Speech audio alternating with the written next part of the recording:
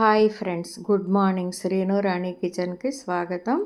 ఈరోజు ఇంకా పూజ అయితే అవ్వలేదు. చామంతులు, గులాబీలు అయితే ప్లేట్లో రెడీ చేసుకున్నాను.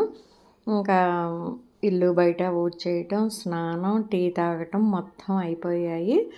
ఈరోజు ఏమేమి వంటలు చేస్తాను అనేది మీతో షేర్ చేసుకుంటాను. ఇక్కడ వచ్చేసి కందిపప్పు నానబెట్టాను. ఇక్కడ వచ్చేసి సగ్గుబియ్యం కూడా నానబెట్టాను. ఇంకా ఎండలు ఉంటాయి కదా, ఇదిగోండి రైస్ కూడా నానబెట్టాను. ఈరోజు వచ్చేసి బఠానీ, క్యారెట్ కూడా ఉన్నాయి అని రైస్ చేద్దాం అనుకుంటున్నాను. ఇంకా రైస్లోకి ఆలు కుర్మా అయితే చేయమన్నారు.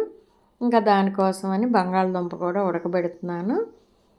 ఇంకా నెయ్యి వేయాలి కదా. ఇదిగోండి పుదీనా అయితే ఈ విధంగా తీసుకురాగానే పైన ఆకులు వలిచేసి వాటర్ వేసి ఈ విధంగా పెట్టాను.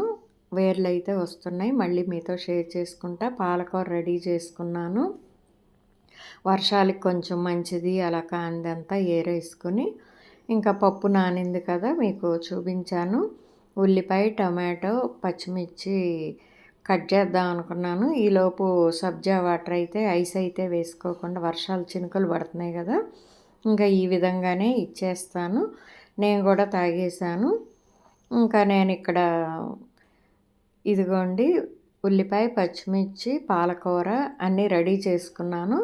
అలాగే పలావులోకి కూడా రెడీ చేస్తున్నాను. 2 ప్లేటుల్లోకి 2 రకాలుగా ఒకసారి కట్ చేసుకున్నాం అనుకోండి, పని అనేది ఈజీ అయిపోతుంది.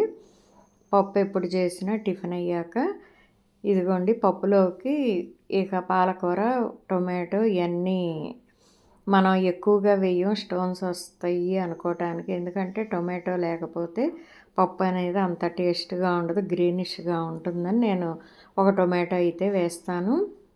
ఇక్కడ ఉల్లిపాయ, పచ్చిమిర్చి దేనికంటే ఆలు కుర్మా చేద్దామని ఉడకబెట్టాను. ఇదిగోండి ఉడుకుతున్నాయి. ఈలోపు టైం వేస్ట్ కాకుండా ఉల్లిపాయ, పచ్చిమిర్చి, కరివేపాకు అయితే వేగనిస్తున్నాను.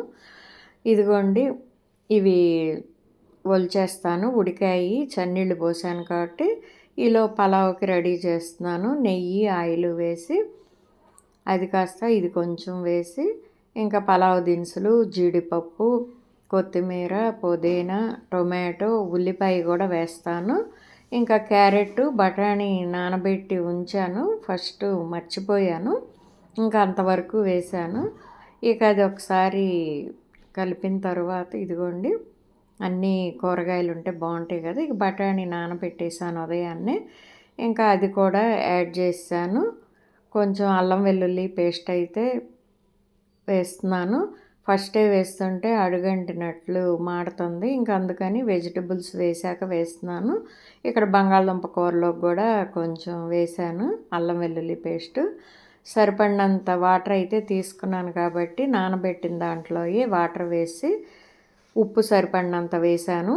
ఇంకా ఎసరు మరిగిన తర్వాత మనం రైస్ వేసేసుకున్నామంటే 2 విజిల్స్ వచ్చాయి అంటే రైస్ అనేది రెడీ అయిపోతుంది. 3 విజిల్స్ వస్తే కనుక చిమిడిపోతుంది కదా.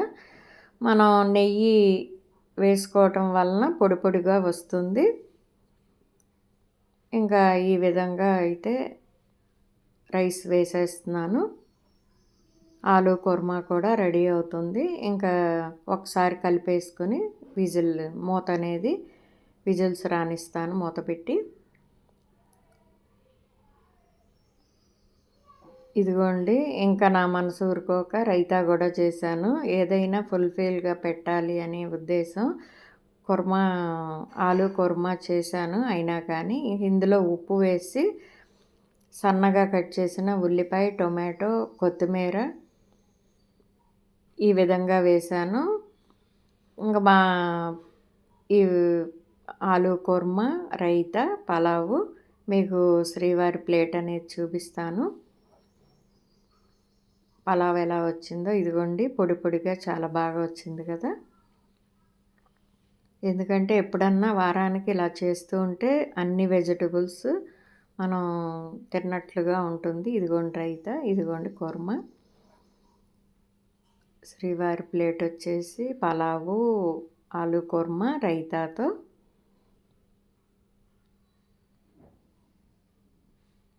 ఈ విధంగా అయితే అందంగా ఉండటానికి వడ్డించటానికి ఇష్టపడతాను. చాలా హ్యాపీగా ఫీల్ అవుతారు. వావ్ అన్నారు. అంటే ప్లేట్ చూసి ఒక వావు, తిన్న తర్వాత ఇంకా వావ్ అన్నారు. ఇంకా ఇక్కడొచ్చేసి పాలకూర పప్పు, సగ్గుబియ్యం పాయసం. ఇంకా ఎప్పుడూ చూపించేదే కదా అని ఇక్కడితో వీడియో ఎండ్ చేసేస్తున్నాను.